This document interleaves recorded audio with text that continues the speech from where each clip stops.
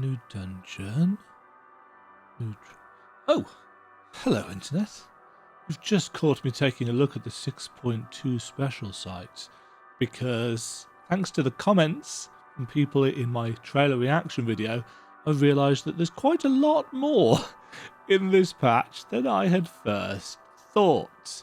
Because, of course, the things that I had forgotten about include Tataru's Grand Endeavour, which I didn't do any of in 6.1, the Mandeville stuff, which I haven't done any of since Stormblood, and the Omicron stuff, which I haven't done either. And if I take a look at the 6.1 sites, it reminds me that whilst I did this, and it was good, and I didn't do that because I never do that, and I did this, and it was good, and I didn't do that because I never do that, and I did this because it was good, and I didn't do that because I never do that, and I did do some of that and I hated it. I didn't. Would you trust that face? I didn't do any of this, and I didn't do any of this, and I didn't do this because I haven't done the stuff that comes before it. But I have done that, quite a lot of that, in fact. And I haven't done that because I don't have any crafters.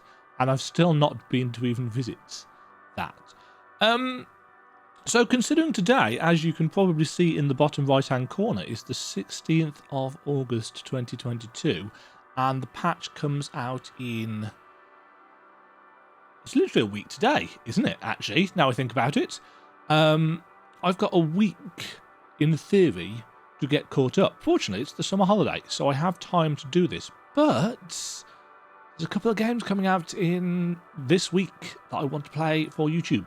So I need to actually do some catching up. And I can't do Hildebrand until I've done the Stormblood stuff. But I do want to try Tataru's Grand Endeavour and the Omega stuff. Well then, it looks like I'm starting off with the Bespectacled Technician. A Heartless Hypothesis. So this is going to be the start of the Omega Beyond the Rift series of quests, which I'm told is a surprisingly emotional journey. Which is just what I want. After like 5 days of mini heatwave, and I'm now finally in a nice, calm, well-adjusted state of mind. The Bespectacled Technician is enjoying the refreshing harbour breeze. Good for them. Who are you? What are you? That's blown the cobwebs away. Time to return to work. Goodness me, look who it is. How incredibly serendipitous that I would run into you of all people. I was part of the team which designed the Ragnarok, you see, and we've recently begun the process of combing through the vessel's flight log data. The primary objective of your journey to Ultima Thule was to save our star and countless others, of course, but it also provided us with an invaluable trove of treasure. Trove of information, which is also treasure. Knowledge is power. Records of places and events we could only dream of. Your safe return gave us much to be thankful for. As it so happens, one of the things we pulled from the log was a transmission of unknown origin. Something the ship must have intercepted during its flights. We believe it to be an audio message, but even our most talented linguists have been unable to decipher the language. For a while there, it seemed we must accept defeat, but today may be the day we finally solve the mystery. If you were so inclined, would you care to come along to Demajen? It seems fitting to have one of the Ragnarok's original passengers present to hear history being made. Nod. Do. Speak with the Bespectacled Technician at Demajen. I'm really looking forwards to the next stage of the Pandemonium stuff. Keep going past the vendors for the first. It's not coil, is it, of Pandemonium? The first tier of Pandemonium. I'm thinking, I really like those outfits, and I've just looked at, because as I said, I've been looking at the special sites. The stuff for 6.2, they've actually got a picture of, where is it? This stuff. This stuff looks kind of similar to some outfits that we've seen previously, with the kind of black and gold. And obviously, you know, tank gear is always going to look good on a Rugadin. I'm assuming these incredibly cool looking weapons are going to be the savage ones, which saddens me because I think they look amazing.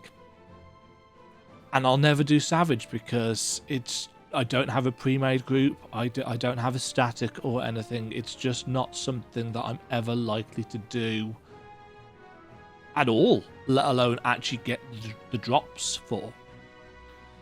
But they look super duper cool. It would be really nice if they were the relic weapons, but no, don't think they're going to be. Anyway, aside over, really cool looking gear.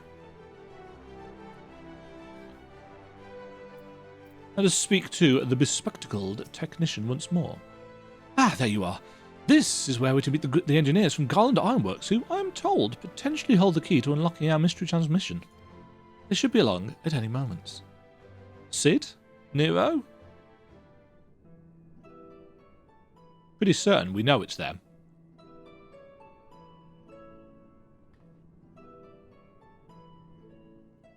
Sorry we were late. We had some trouble finding the right... God, is that you, Demajen? Oh no, this is not Sid. This is Biggs. Wedge. Biggs Wedge. Veg. Wiggs. Don't know. Yes, the woman herself. I ran into her at the harbour and thought if anyone deserved to hear this message deciphered, it was Demajen Blackthorn. In her swimsuit. No argument here, but bugger me if you don't have a knack for being in the right place at the right time. Yes. Yes, indeed. Let's grab the control of this. This actually has more to do with you than you might think, so please do stick around. Nod. Shall we pick up where we left off then? As I was saying, we think this transmission, the Ragnarok Interceptor, is a message of some kind, albeit in a language entirely alien to our ears. Alien being the operative word here. Considering we received the message out in the Great Expanse, its origin was likely some distant star. Unfortunately, our list of off-world allies is presently rather short. Thus, we were resigned to the fact that the meaning behind the message would remain beyond our understanding.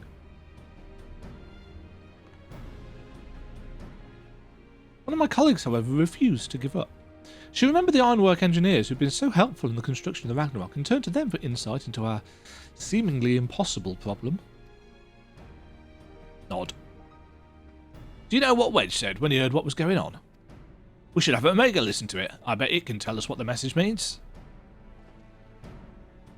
Not the Omega you beat in the Rift, of course. He's talking about the toy that trundles around with Alpha, the little model we made. We originally designed it to follow a chosen target and not much else, but I've seen it act in ways that, well, it's like it has a mind of its own. Then I got to thinking about those documents you lot sent the Chief. The full report on the final days. In the part about Omega's civilization, it said their people discovered how to convert the mind into data and store it outside the body. Timing being what it was, I wonder if Omega didn't somehow transfer its consciousness into our model right before you put an end to the real one. Alpha! So, in an effort to get to the bottom of that, as well as take a crack at this indecipherable message, we decided to make some modifications. With help from Labyrinthos technicians, we've upgraded our toy Omega with a fully functional vocalization module. Oh, this couldn't be a terrible idea. We played the transmission for Omega, and I think it's ready to share. Quack!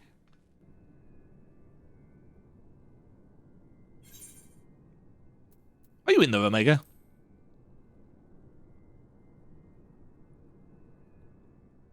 Deep demonic voice incoming. Affirmative. If by Omega you were referring to my consciousness rather than my entire former chassis, existing inside this considerably smaller frame. Prediction. You'll formulate several misconceptions. These I shall preemptively dismiss based on the following facts. 1. Localization module aside, this chassis remains unmodified from the design constructed by the engineers Biggs and Wedge. I evaluate its combat capabilities to be on par with mortal infants. 2. The mechanism which will allow me to perform an emergency transfer of my consciousness was installed in my previous body. With the destruction of that body, I am rendered incapable of replicating such a feat. Should this current material form be destroyed or cease to function, all cognitive awareness or presence I possess will also be lost. Conclusion. I present no threat to you or your star, nor but do my projections indicate the necessity to inflict harm. In the fraction of a moment before my annihilation in the rift, I re-examined my directives. If I am to fulfill my purpose as an evolving construct, then I must continue my journey for improvement for as long as I exist. I must acquire this heart of yours, this strength of soul. Well, there you have it. And it's not wrong about its combat capabilities. It'd be more likely to damage itself than the thing it was trying to attack. But let's not forget the reason we brought you here in the first place. What about the transmission that played for you? Could you recognise the language? Honk, says the car outside. Affirmative. It was transmitted in Pan-Galactic Basic. Is that a Star Wars reference? Pan-Galactic Basic? A common language and comparatively extensive usage throughout the worlds we have conquered. Which means you can finally tell us what the message said. That is a language you understand, yes? I understand it perfectly. I am fluent in over 6 million distinct dialectal codings. My cooperation in this matter, however, is conditional. Elaboration. Your chief, Sid, utilizes the floor as part of his unorthodox filing system, which allowed me to scan the report on the final days. I am aware that my home star, the one you call Alphatron, was obliterated in the aftermath of Sir and Meteon's meeting. The existence of Dynamists had not previously factored into my projections, but I now comprehend the concept, in theory. What fails to compute is why the Omicrons were not immune to its effects. Dynamists should have no influence on a race which possesses no heart. And yet, Sir expressed to Meteon his desires to cease existing. Illogical. Oh, Sir was one of the... Yeah, the Omicrons. I must pursue this anomaly further, until the full equation becomes clear to me. I must analyse all the elements of the final days, and deepen my understanding of the heart's intangible properties. To expedite this process, I will require an external interpretation of those sections of the report which continue to produce errors in my calculations. I request the assistance of Demajen Blackthorn, as one who experienced the ravages of ultimate despair on multiple fronts and displayed immeasurable heart in engineering my defeat. She is the optimal choice to fulfill this role. Huh. So, we either agree to your conditions or you tell us nothing. I'm sorry to put you in a spot like this, Demajen. If you have the time and the patience to spare, we'd all be grateful if you could humour the toy's demands. The toy. But Omega loves that. Has Alpha dozed off? I suppose the subject was a bit technical. Rouse yourself, Alpha. You must listen to and consider these matters, even as I must. Why don't you make a trip out of it? You know, actually visit the places that's the things Omega wants to talk about, ask about. It'll make explaining stuff easier for one, and also help keep Alpha awake and alert. Yes, let us return to Ultima Thule with the not in any way depressing music. Alpha?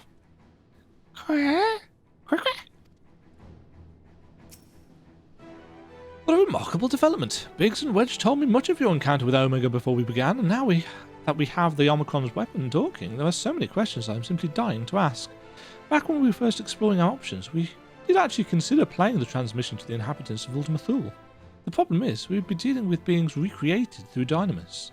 Their communication is based on emotional energy, and anything lacking that vital component would likely fail to register. That rules out a recorded message, and so we focused on the resources we had to hand, never dreaming that the solution would all but fall into our lap. Omega's been an outright terror to us in the past, but it's almost strange how little it finds me now. It helps that it's trapped inside that tiny model, of course, and it follows Alpha around like a puppy. But most of all, remember the chief telling me how much it sounded like a lost child there at the end. It is true. Bet the chief won't see this one coming. Once he gets over the shock, though, I don't think he'll want us to destroy Omega. You, on the other hand, he'll want to use the model for some dangerous experiment. In fact, maybe we should put off making a report for now. I see you have chosen the mutually beneficial option. Logical. Nod. Setting aside the matter, sir, there are 3 elements of the report in which I desire clarification. The first of these concerns the progression of the final days in Razat Han. I recognize no pattern in those who succumb to the transformation, and those who do not. No pattern in those. Yes, that does make sense. That's a bit of a trek if you want to chat with the locals. How about we lend you an airship? We do not require such high-minded technology. Demajen's teleportation spell is the most efficient option for long-distance travel. The chassis is a model, essentially a Taurian alpha, despite its organic composition is indistinguishable from a stuffed doll. Conclusion: we qualify as material possessions.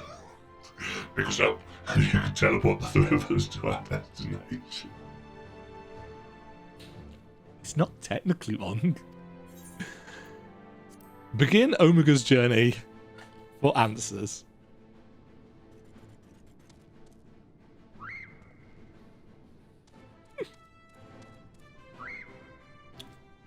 It's a good job we're strong. That's not picking them up.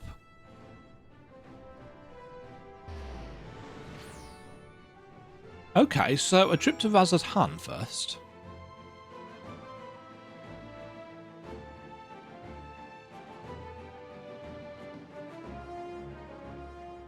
Straight here. I don't know why I talked to Alpha. He's not going to have anything to say. Yet. Blip. Sensors indicate we have arrived in Razat Han.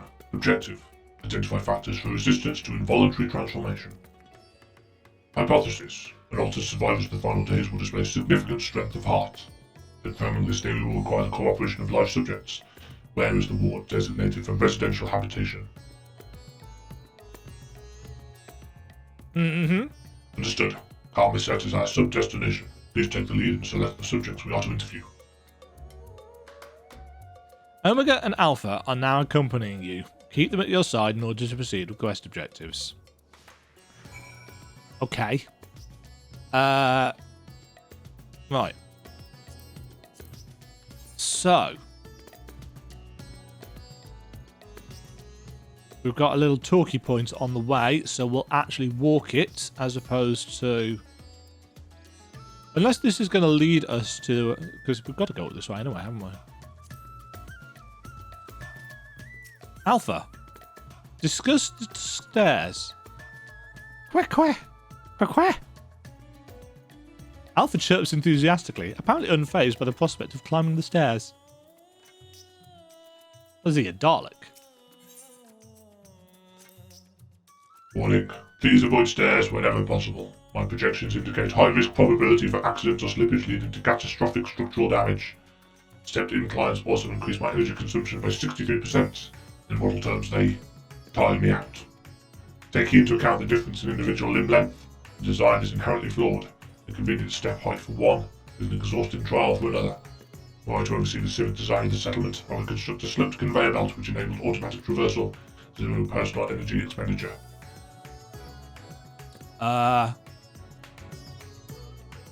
Tough. Because we don't... Well, I suppose we could use the Ethernet. Wonder if they'll have a comment about this. Right, this was the way to come, wasn't it? Yes.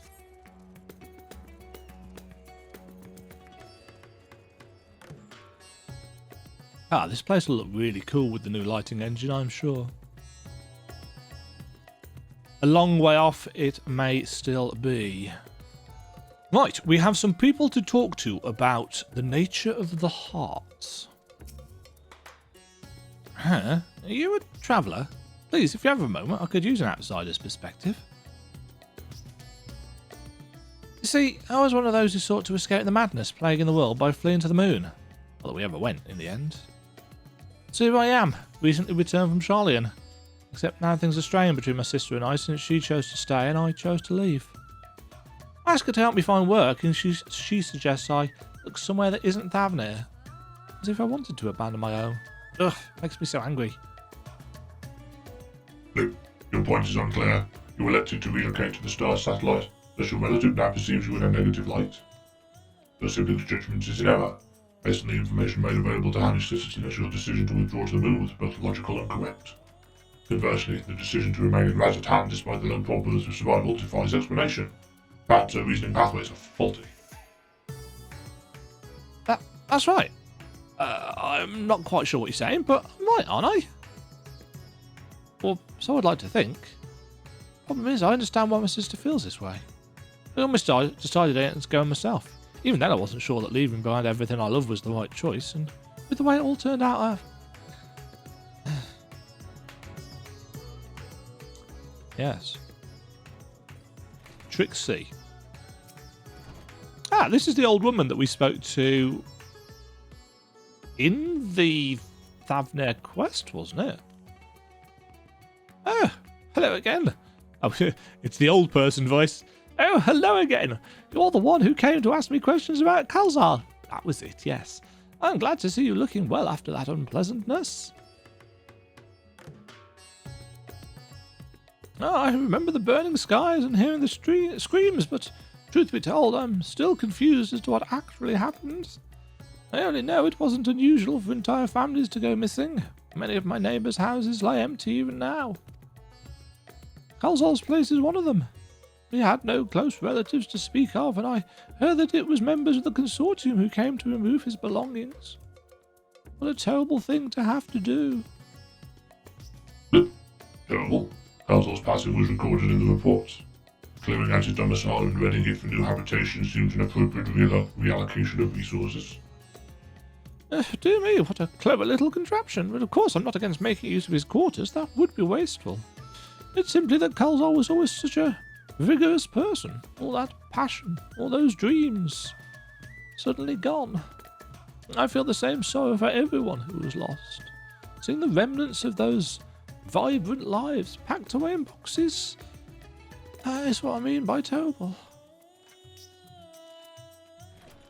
Indeed.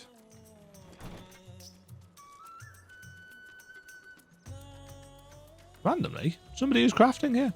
Huron boy! Hey, don't I know you? Yeah, after the beast was taken care of, you told me to join everyone in the square. Yes, I did. Thanks to you, I was there. Oh, yes. He was the little kid that cheered, wasn't he? I was there when Vitra gave his speech, and I found out who Vishal really was. It's a shame we don't get to play like we used to, but Mama says Vitra has been busy putting the city back in order. Maybe I can work for him one day when I'm a man grown.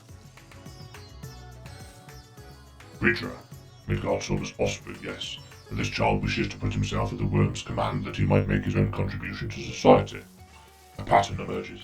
I predict that the Hanish survivors are those who had ingested Vitra's blood and become his draconic minions. Though dragons were no match for our civilization's might, their combat capabilities are not to be underestimated. It is unlikely they will experience emotions of dread or uncertainty as exhibited by lesser beings in times of undue stress. Dragons? I'm not a dragon. And I've never ingested anyone's blood either. Ew! You are not of Vitra's horde, so you possess no hidden means to fight off the beasts. What of fear, then? You were frightened? Yeah, I was fine. I just hid and hoped they wouldn't find me. At least until she told me it was safe to come out. Demajen, I require a moment to process this input. Let us move apart and discuss our findings.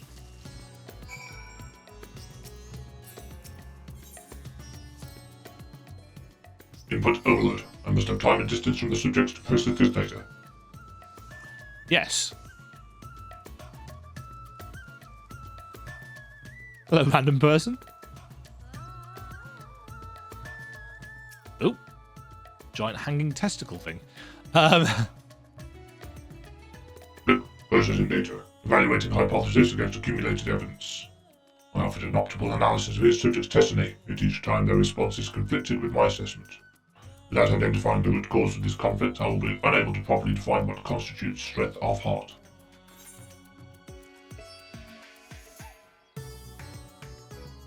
Perhaps this matter is beyond... Perhaps the heart you seek lies in the conflict itself.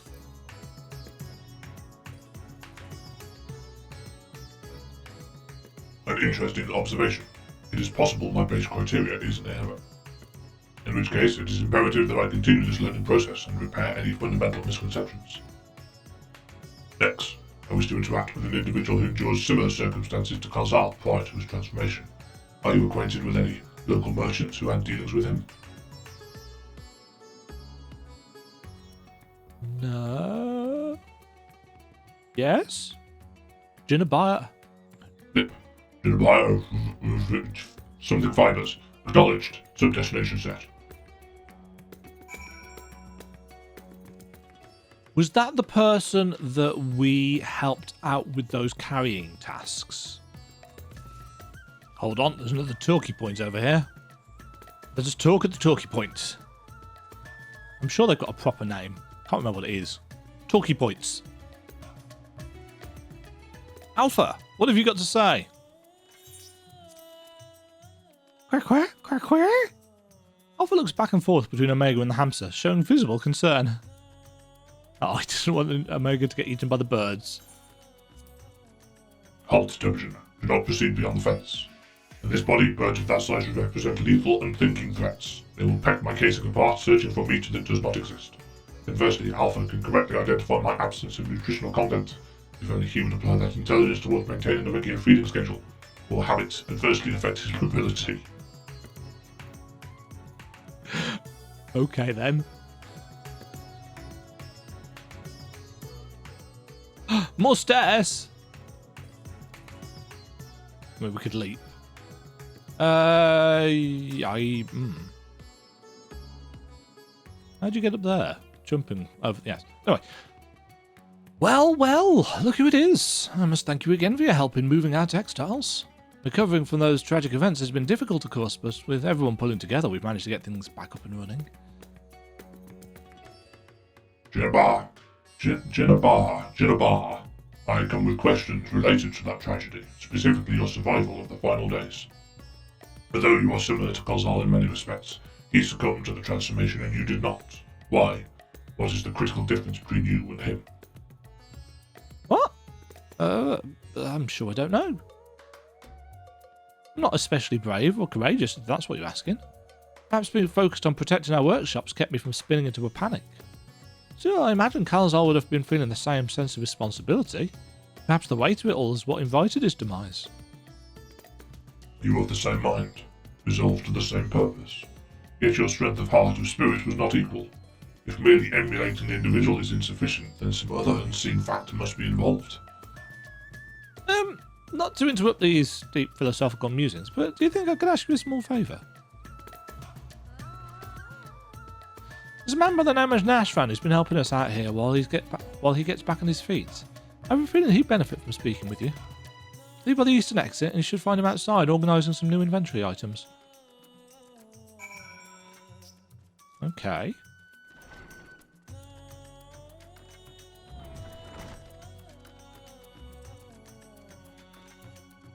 More talkie. Alpha. Quack, quack, quack, quack. Alpha puffs out his chest proudly, seeming to imply that his Ironworks uniform is the best attire anyone could wear. Bless him. The equipment being manufactured here is worn to perform specific duties, yes. Conceptually, it seems analogous to our practice of switching frames to better serve our mission objectives. I, for example, did not begin existence with the Ubu model. I was originally supplied with a standard issue Omicron chassis serial number M017.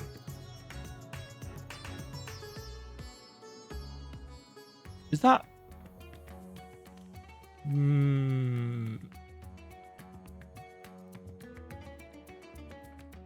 Is that importance? On this world, that alphanumeric combination will be considered my given name. Such designations are drawn from our nearly infinite register of celestial bodies to avoid the possibility of duplication. Furthermore, the cluster known as M017 is better expressed in your language as the Omega Nebula, the same word I used to introduce myself to your kind. Though you associate Omega with the advanced weapon construct, it is also my name, and I see no reason to change it no matter which frame I inhabit.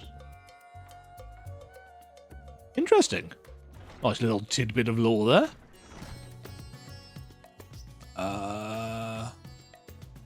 Over here.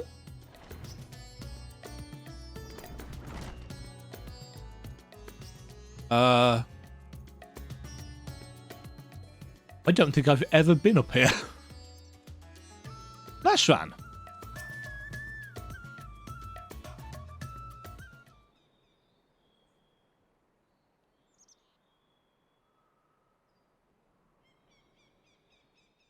That's all our orders accounted for, and everything looks to be a good quality. Kamala will be pleased. You were with the Scions. You were there. Yes? Yeah, I'm sure of it. I'll never forget that day. You and your friends helped us escape when people began changing into beasts. My own son, he was afflicted. Then that huge monstrosity loomed right over him, and I remember my heart turning to ice, freezing in place. The satrap came to my aid, but then he too was gone. Oh, it was you.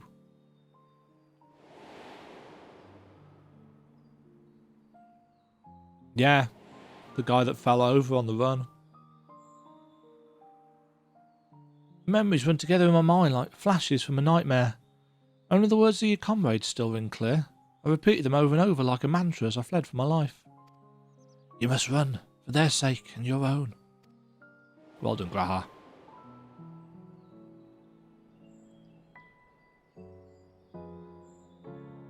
It all seems so surreal, which is probably what saved me from the transformation. Truth of it didn't begin to sink in until the worst of it was over. I've not the words to describe how I felt then. The sorrow, the overwhelming sense of helplessness. I may still be wallowing in misery if not for my old friend Jinabaha. I'd lost my will to work, and he encouraged me with kind words and odd jobs. Now, somehow, I live again. I'm thankful to him, to the courageous Aowan, and to you.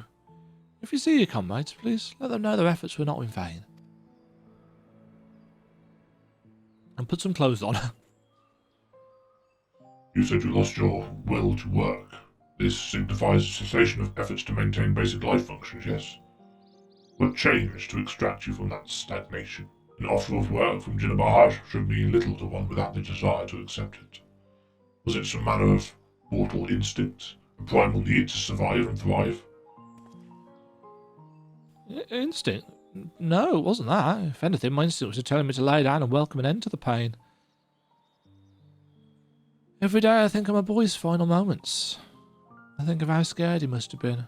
It must have hurt, and I want to scream my throat raw. The satrap too still haunts my dreams. I see him being swallowed whole and jolt awake in a cold sweat.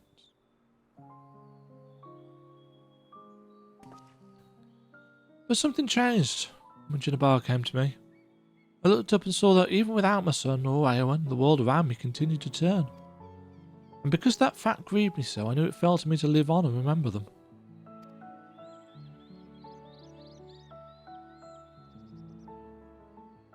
Really nice gemstones on his armour. Strange, isn't it? What drives me to rise in the morning is the very sorrow which once crippled me. Omega doesn't understand. Now, I really must return to my work. To lose this job after everything I just said would be a poor jest indeed. May the sisters keep you well. I love the fact that everybody's just talking to Omega. I suppose they've got experience with mammoths and stuff. Sorrow, the emotion generated by mortals when no ideals fail to materialize. This I have observed. Yet when I listen to how Nashvan's sorrow served to rescue him from near-fatal despondency, his logic eludes me. Am I incapable of perceiving the full measure of the heart's properties? My best projections fail to predict our subject's responses, and despite their almost equal occupation and mental parameters, Jinabaha and Kalzal exhibited different reactions to the Dynamis effect. I am no closer to recognizing the pattern for involuntary transformations, and your ephemeral mortal spirits confound me as much, if not more, than they did before.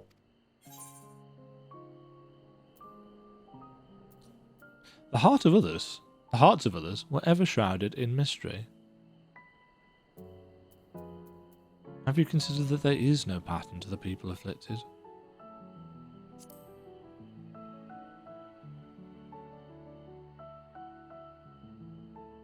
Nope. No pattern. You implied that the transformation was not contingent on individual fortitude, but rather a random contribution of environmental factors.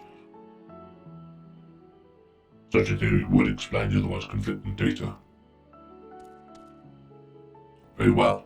I shall accept this as a provisional conclusion to this part of my investigation.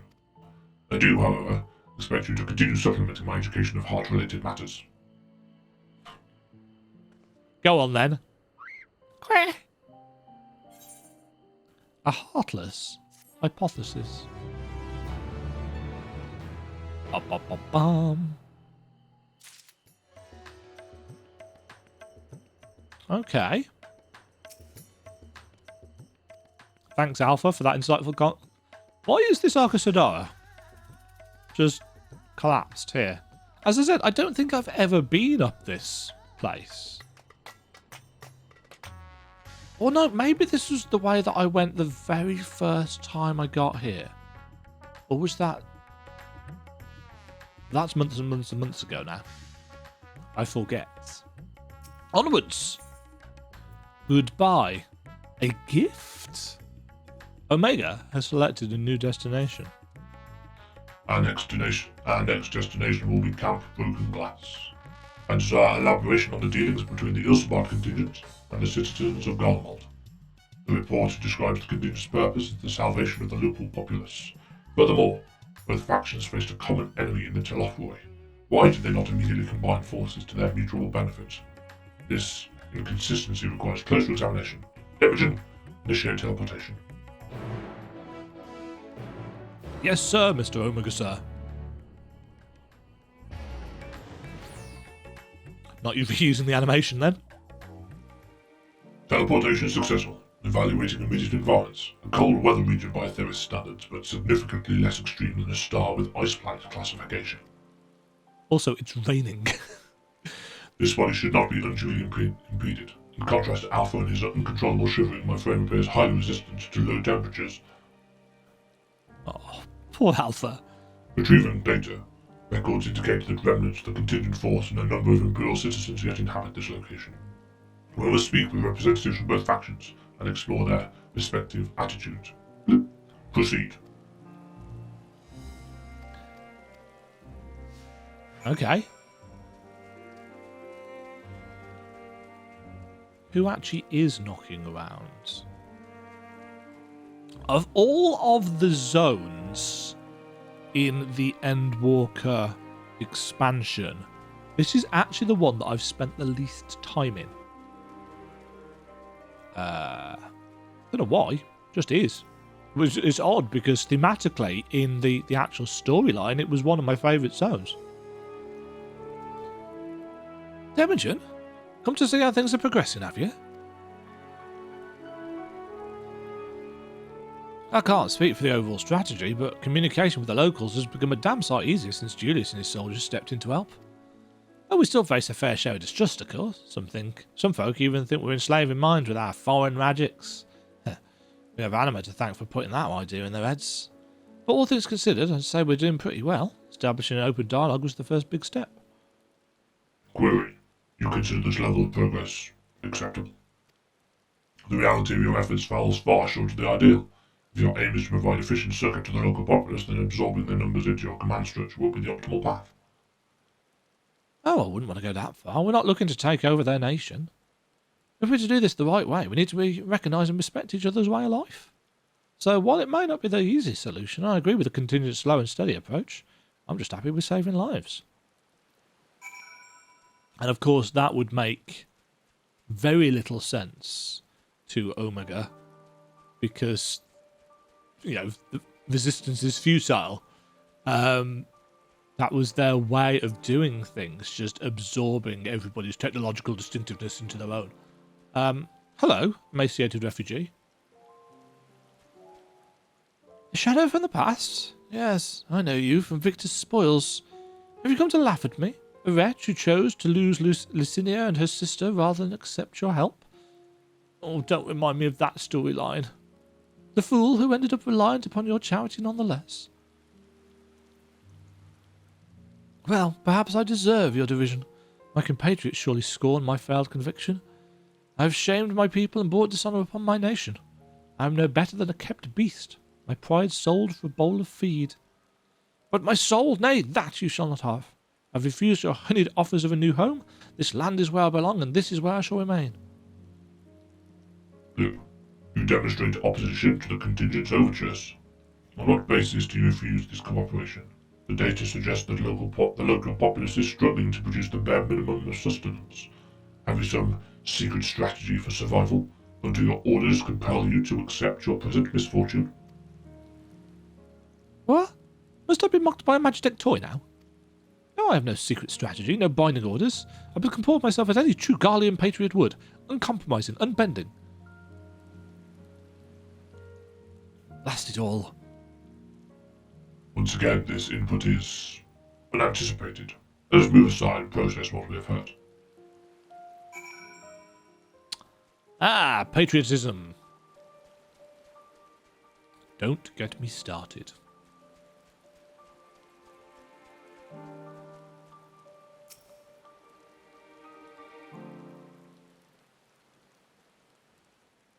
This is possibly not the best outfit for this. Accessing and analyzing recorded data. Integration complete. I have evaluated this most recent input and made comparisons to our discoveries in Razat-Han. Consistent only in their inconsistency, the responses from both contingent members and Imperial citizens were highly irrational. Conversely, any Omicron considering their predicaments would have echoed my assessment exactly. Divergence from self-evident logic is key.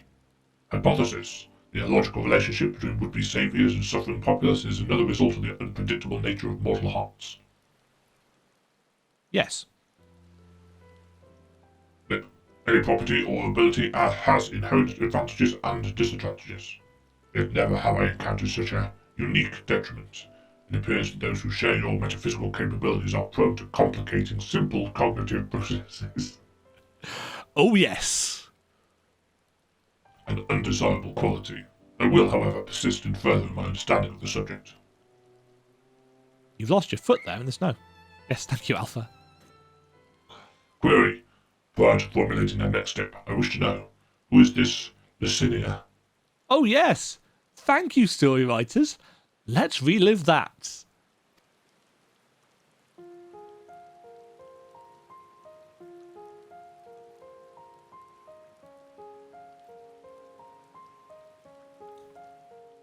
That was one of the most heart-wrenching events of the earlier expansion.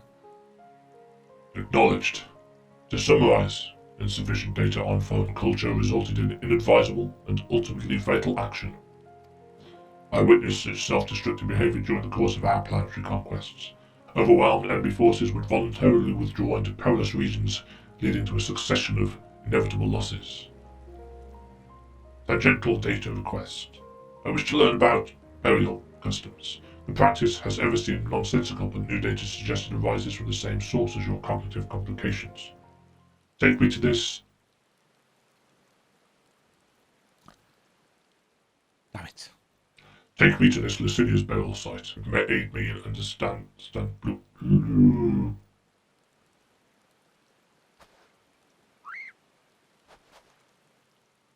Energy delivery system compromised. Core temperature critically low. Beep. Warning. Immediate heating required. Request. Apply friction to outer frame.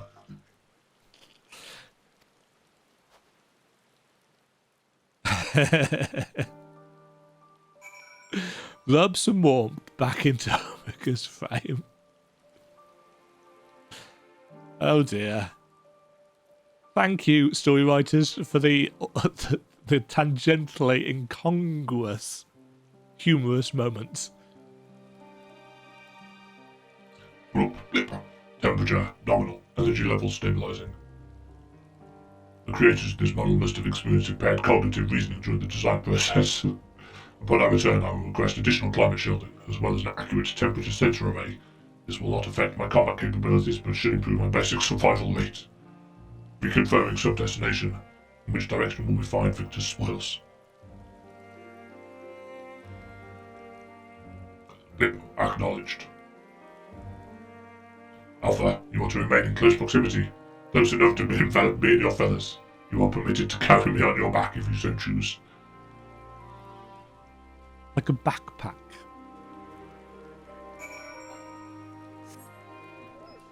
Okay then. I hope that when they redo the lighting engine, we don't lose the glowy nature of things in the dark. How things glow like this. I've always liked the FF14 nighttime glow, as I think I've said in previous videos. Oh yes, I really wanted to visit here. Thank you, game.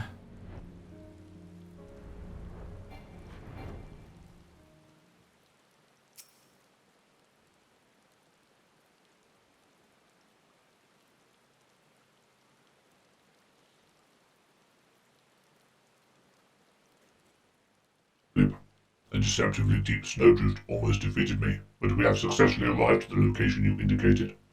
Lip, caution advised.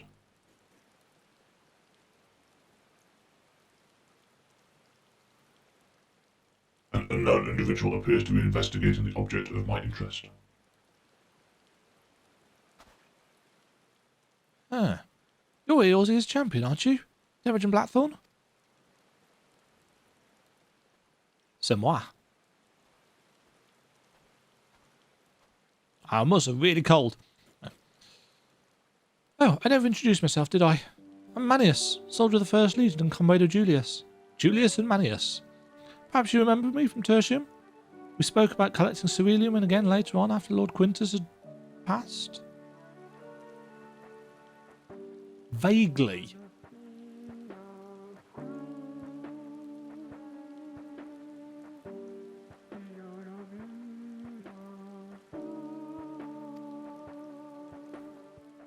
Yes, Demajen, you do remember. If I remember it, the game certainly remembers it.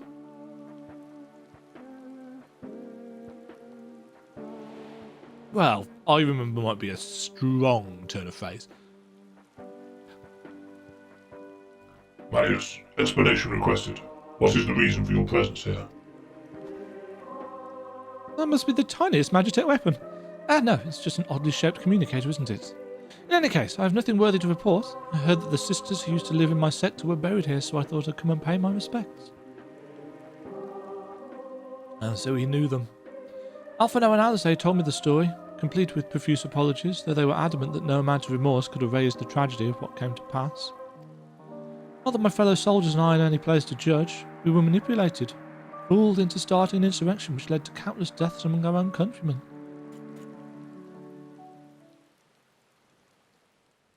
Objection. The casualties incurred through your infighting are distinct from those caused by the Ilsabat contingent.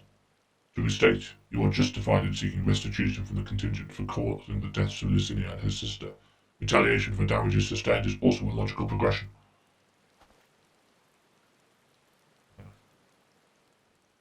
I can deduce 2 reasons why you do not initiate hostility with Demajen and her allies. 1, because we'd kick your ass. No. 1. You judge your remaining forces too weakened to contend effectively with the contingent. 2. Your emotions are complicating the issue. Tell me, which of these is correct? Both. Well, when you lay it out like that... I'm afraid my answer isn't like to win me any medals, so would you mind keeping this to yourselves?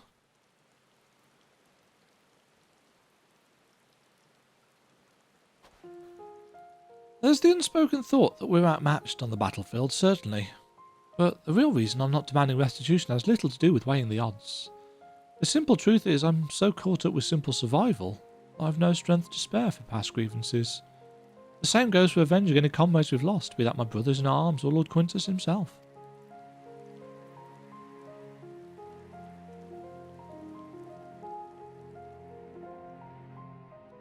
Although it seems everyone has an opinion about the manner of his passing. Some say he should have fought until the end, that he abandoned us to the enemy. Others praise him for taking the full burden of responsibility and freeing us to walk our own path. I don't know who's right and who's wrong, but I'm inclined to side with the latter. He gave us the choice of freedom, and that's the choice I made. I could cry and rant and rage, but what would be the point? I'll save my energy for worrying about my next meal, my next task.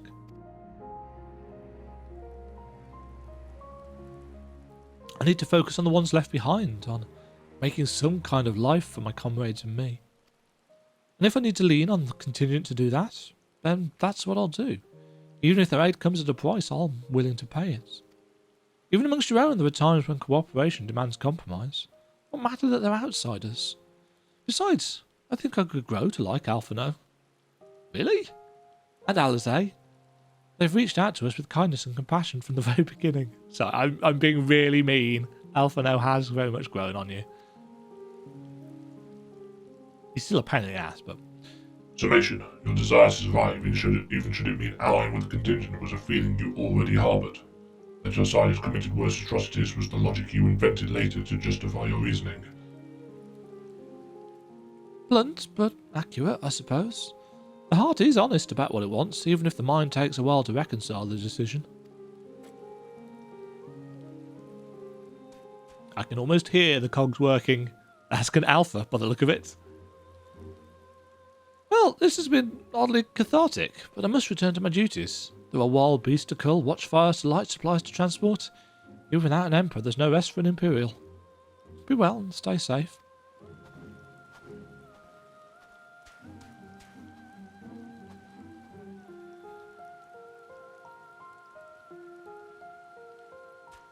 An entire quest line about the nature of the heart. Blue. Upon review of recent input, I've arrived at an unexpected conclusion. I have been formulating my assessments on the premise that it was man who commanded the strength of his heart, but the data suggests the opposite is true. The surge of spirit, of feelings, of emotions can entangle your thoughts to such a degree that even control over your own behavior is compromised. It seems a most counterproductive specification. Yes. This also explains why my interactions with mortal subjects have produced more confusion than clarification. It presents a formidable barrier to understanding. Yes. Welcome to sentience. To mortality. Alpha? Alpha? Alpha understands.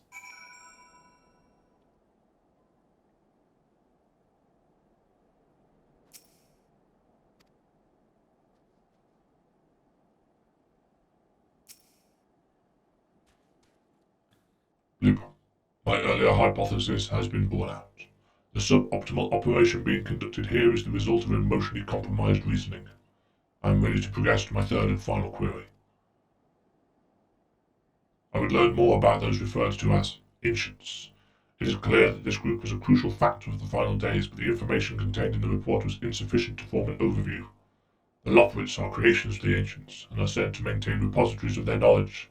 By my calculations, the base of these moon dwellers will provide the best source of additional data. Teleport us to their burrow, Demajen, preferably before my battery freezes over.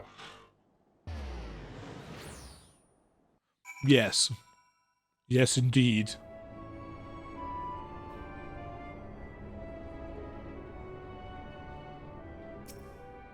Alpha's looking up.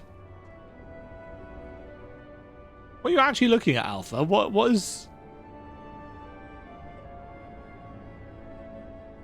I'm trying to figure out what they've got Alpha targeting to make his animation do that. Because as far as I know, I'm aware, that's how it works. You know, NPCs target the things that they are looking at in cutscenes. You know, they target us, usually. So for Alpha, in a non-cutscene thing, to be looking at something, there must be an invisible point or something that they've got his model looking at. I could be full of shit. Could be. Usually, no. It's impressive, this.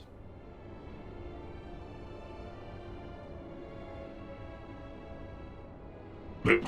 Your teleportation spell was successful. We appear to have arrived at the location described as S-Way's burrow. An inspection of their technology in use here would give me detailed insight into the ancients and their civilization.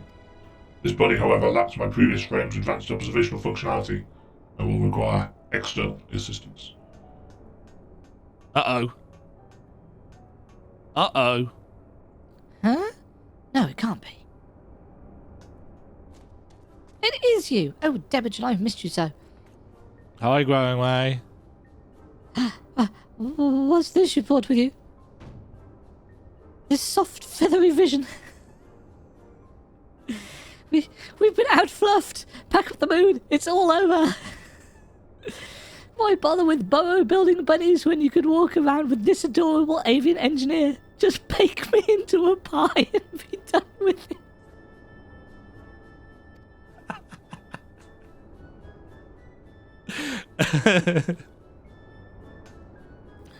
Inspect our inventions. Wait, so you're not done with us? Ha! I wasn't truly worried, of course, and I certainly wasn't about to roll myself in dough and dive into cooking ways new oven. If If a technical breakdown is what you need, then I am your Loperitz. As the resident atmospheric regulation expert, I can field any question or query you might care to pose. Blip. Acceptable.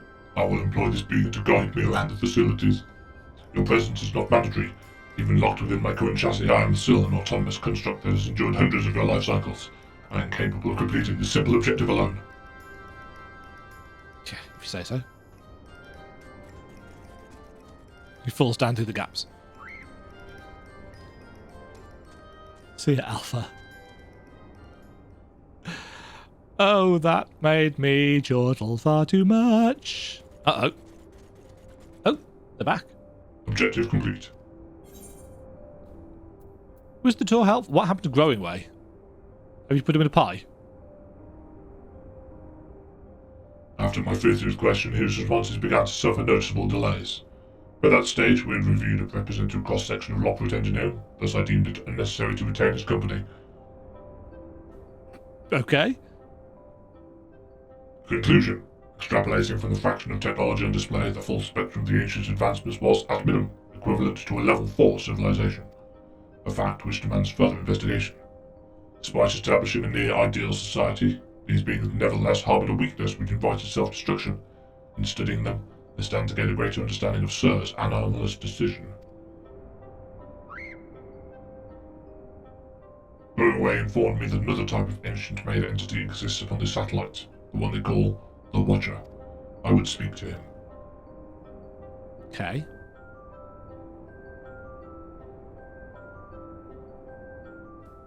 Blip, and conserve your ether. We will ride this Argos to our destination as you have suggested.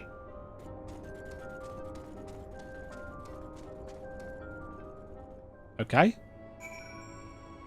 So we're going for an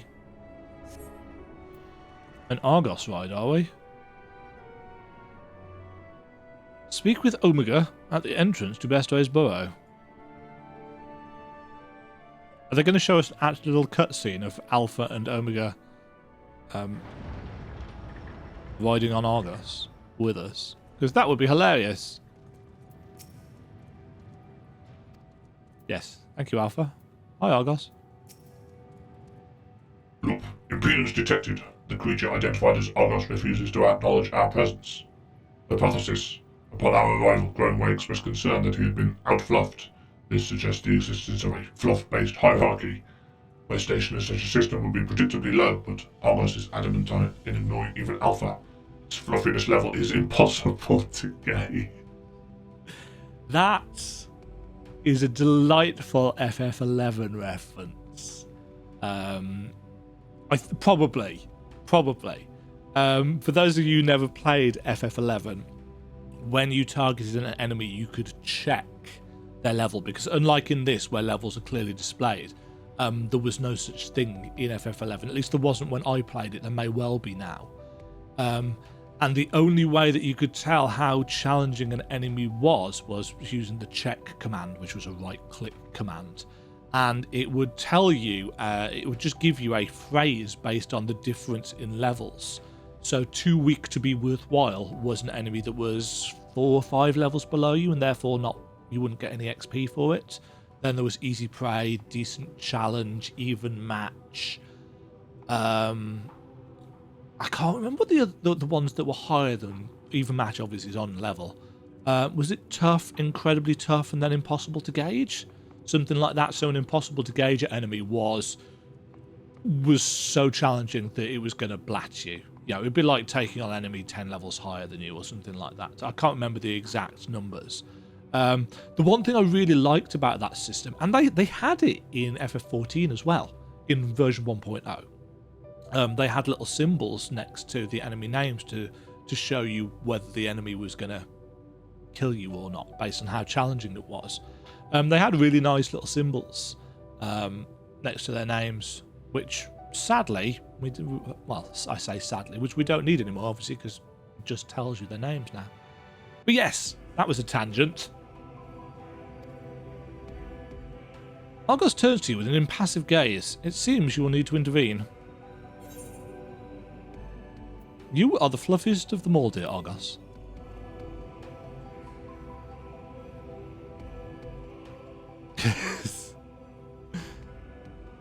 Argos gives an exasperated snort before motioning to his back. It seems you have permission to climb aboard. Look, you secured the creature's permission. Curious. Is it your fluffy ears which provide such exemplary standing in the hierarchy? Leap, I've allowed myself to become distracted. Let's just continue on to the Watcher at once.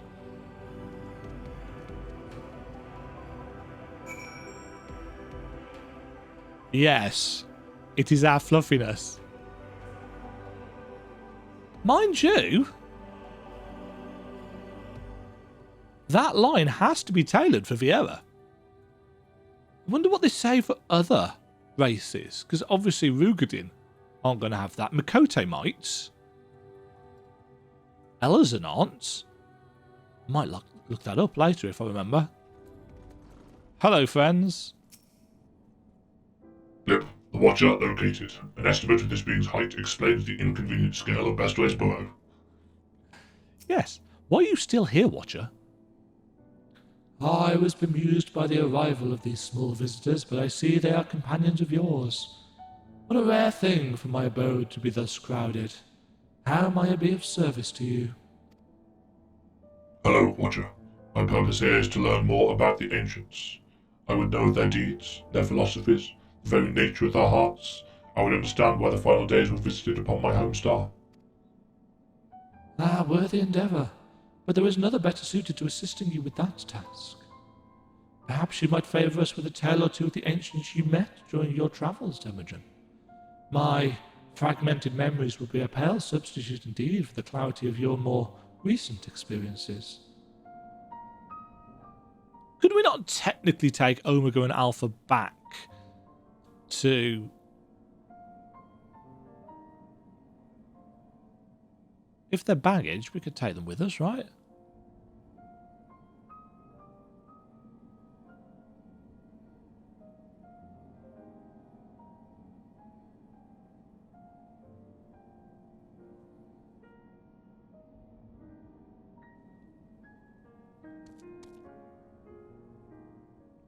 "'Tis a long tale."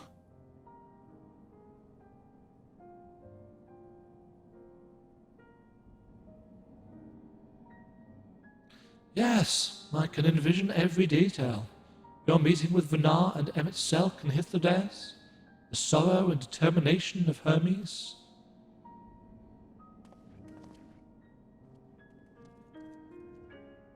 I am a creation of Hydaelyn, and as such I believe the age of the ancients would fade and be forgotten. Yet knowing that our memory lives so vividly within you, it brings me great joy. I pray you keep them close to your heart. Little doubt of that not being the case. English. At the time of your journey to the past, the one whose essence I embody would have been a scholar at Anada. A shame. Had you reason to go there, perhaps you might have met. We probably have. As a man of learning, he was firm friends with Vanar. They spent long hours trading theories or debating the laws of the universe. I remember joining her faction as the final days bore down upon us. Yet of the events surrounding that tragedy, I recall precious little. Hydaelyn wished for the people of your age to decide their own path. Thus I suspect my recollection was limited by design.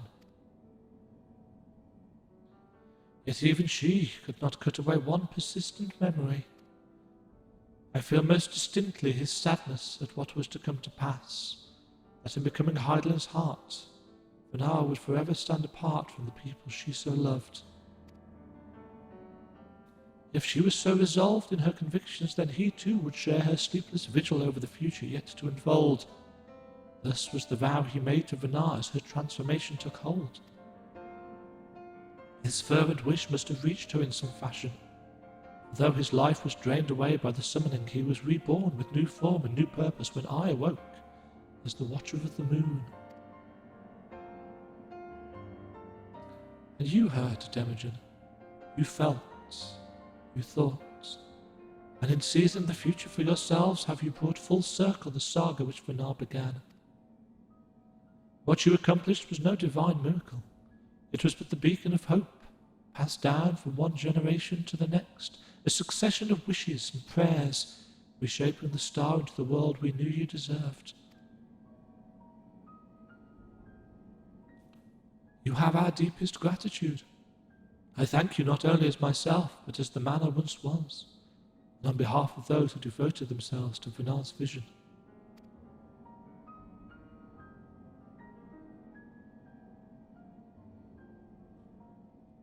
Bloop. Bloop.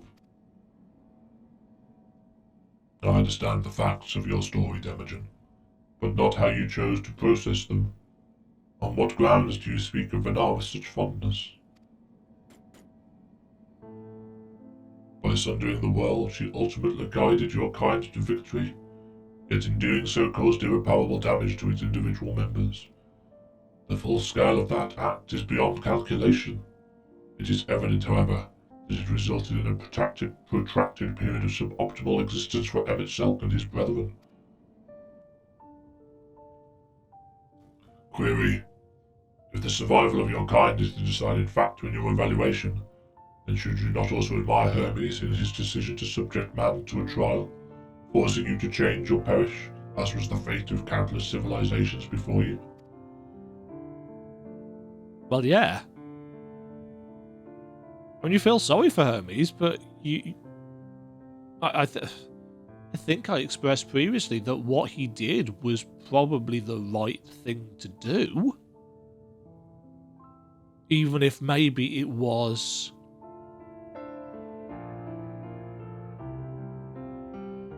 a bit extreme, you might argue, causing such devastation. This was not... No, I'm not going to quote guys here. From my perspective, his determination was similar to that of the Omicron's ancestors, those who first began trading flesh for machines that our people might stand against the onslaught of aggression from other races. It was an unprecedented attempt, accompanied by much failure and sacrifice. Their early experiments were crude, primitive. Had they not made those first advances, however, we would have remained vulnerable to our environment. The violence would have utterly consumed us. And what of Emmett Selk himself? Judging by your retelling, he was a benevolent ally saddled with a tragic fate. Yet I remember the years when my instruments fed me data from events across the entire star. During that time I witnessed his Ascians engineer multiple instances of cataclysmic strife. These calamities, as you know them, were responsible for planet-wide destruction. A man whose endgame relied upon the extinction of all modern mortals must by definition be your worst enemy. Yeah, and that is the beauty of that tale. That's why I think Shadowbringers and Endwalker is one of, if not the best Final Fantasy story told, and not one of the best stories I've experienced. That duality of the Ascians and the tragedy that befell them. The reason people, I've heard, love this story so much is because we have sympathetic villains, and they are so rare in game storytelling. I require an answer. As a being of heart and soul, how do you classify each of these pivotal figures? From your perspective, which of them was most justified in their actions? They all were. In their own way. That's exactly the tragedy that unfolded. Every single one of them made the best choice for themselves and their people from their own perspectives. I think I understand. You seek a definitive answer, yet based on our experiences, Demajen and I might develop very different opinions. In the same fashion, you are free to form your own thoughts on the matter. Do not be so swift to consider them without merits.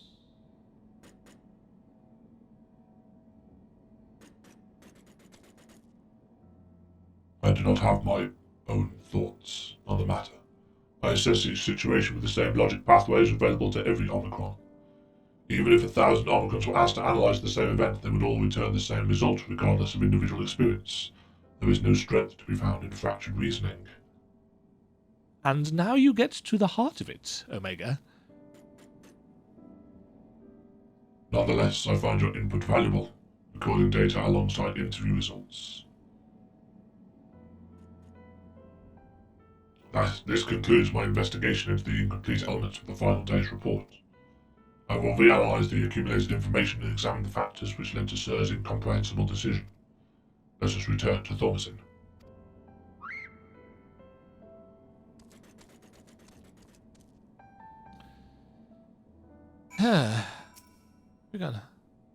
It was pleasant to hear your tales of Elpis.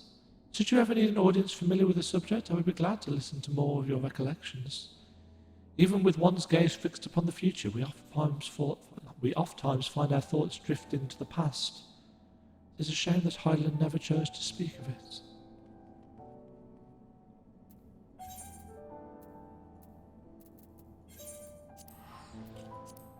What a very thoughtful story this has been. You know, it is a philosophical exercise, isn't it? This, you know, this is philosophy done via storytelling. You know, this is getting the audience, the player, to consider things about themselves and why they make the decisions that they do, and why and how we recover from tragedies and stuff. You had a fruitful trip, I hope.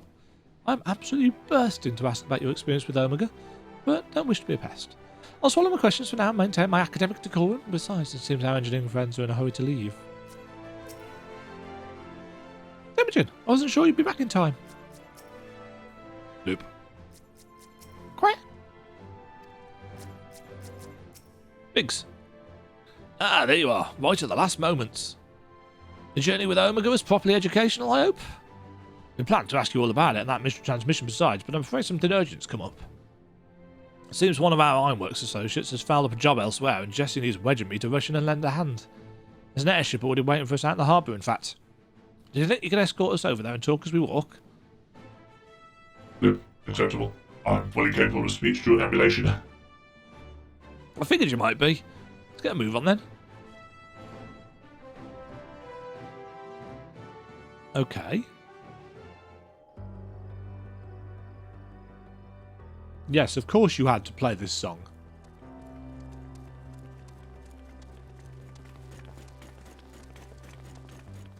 So, you've cleared up all those points of confusion then?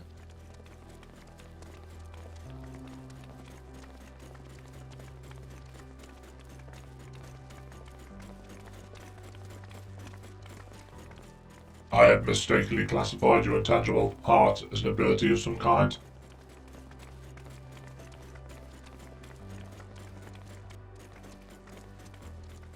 An uncanny power that Omicrons could never learn, nor even measure.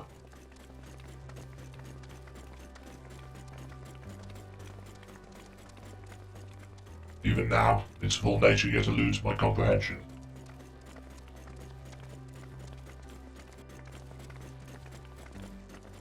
Based upon our investigations, however, I've decided to alter my definition.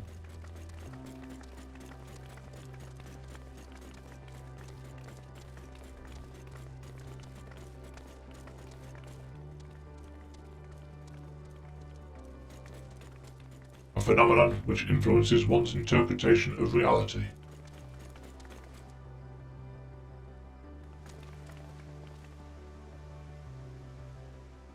That is as close to an answer as I have found. Not inaccurate. Accordingly, Sir's actions upon meeting Meteon strongly indicate the presence of a heart. Sir did not follow routine logic, but formulated an independent assessment based upon the reality it perceived. It felt that the best recourse for the Omicrons was to cease their expansion and terminate all functions.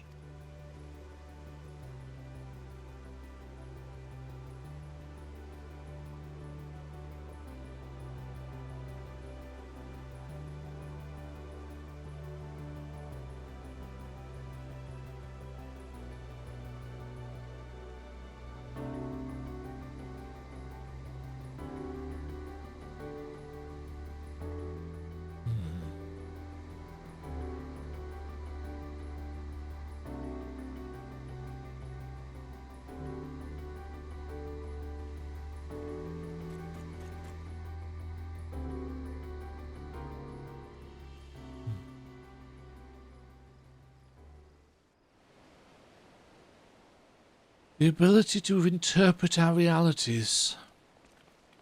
Well, here's our ship. Oh, that was the wrong voice.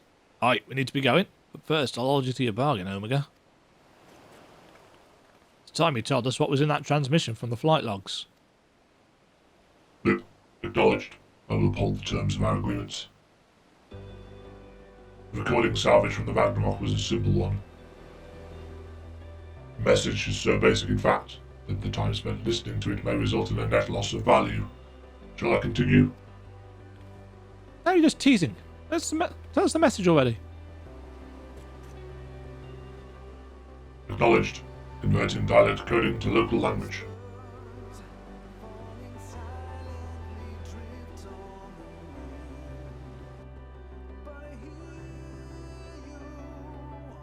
To whomever receives this message out there, in the vast reaches of the cosmos. To someone, I hope, who looks up at the stars with the same wistful gaze as mine.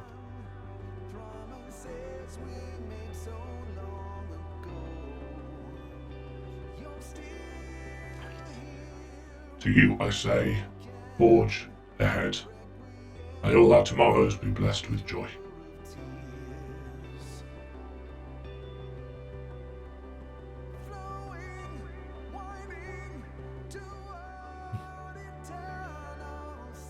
Well played.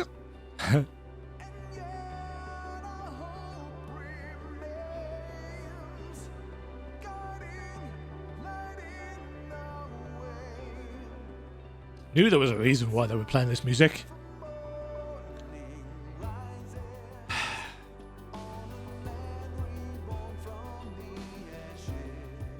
This message has no designated recipient. It lacks purpose. The concept of joy is overly abstract. The vocal supplication to manifest said joy is unrealistic in its optimism. Yet based upon their expressions, my assessment of the transmission's value conflicts with its apparent impact.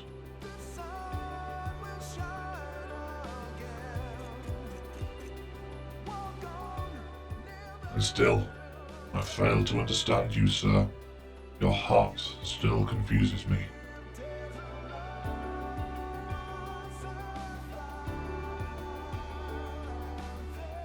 Was termination of everything the correct course? How did you arrive at this conclusion?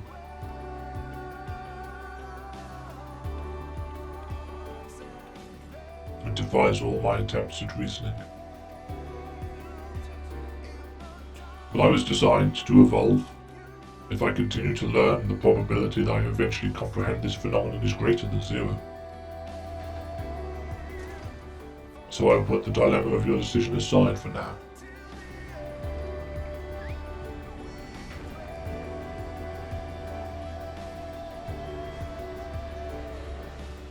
And continue my existence upon this distant star. As I dwell upon these many life forms, so will I continue to piece together the complete shape of their mortal hearts.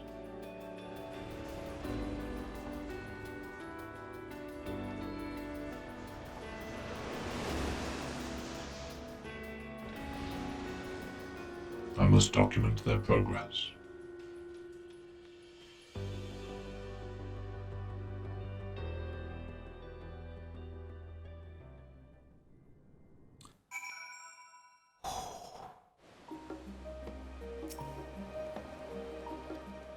Indeed.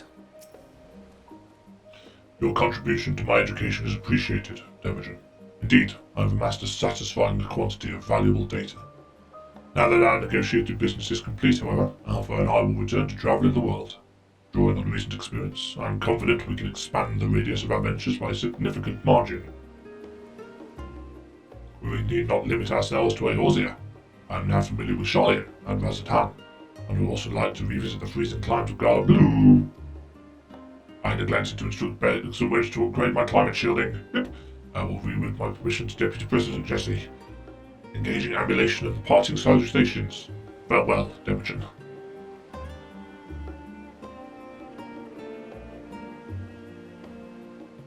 Alpha gives a vigorous shake and draws forth a scrap of paper from under his wing. Quah! It seems he wants you to have it. Perhaps this is his way of thanking you?